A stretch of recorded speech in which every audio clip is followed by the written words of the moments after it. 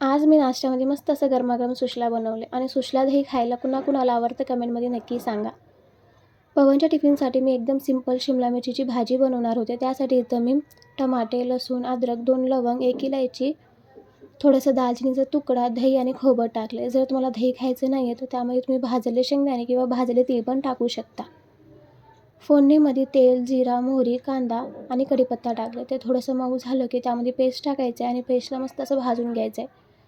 तेल सुटायला लागलं की त्यामध्ये लाल तिखट, हळद, धनिया पावडर आणि मीठ टाकायचं आहे. 2 मिनिटानंतर त्यामध्ये शिमला मिरची ॲड करा आणि शिमला मिरचीला पण 2 मिनिट मस्त असं मसाल्यामध्ये भाजून घ्यायचं आहे. 2 मिनिटानंतर त्यामध्ये गरम पाणी टाकायचं आणि 10 मिनिटासाठी भाजी शिजण्यासाठी ठेवायचं आहे. 10 मिनिटानंतर आपली भाजी शिजून एकदम रेडी आहे आणि खायला पण तेवढीच टेस्टी आहे. तुम्ही नक्की ट्राय करून बघा.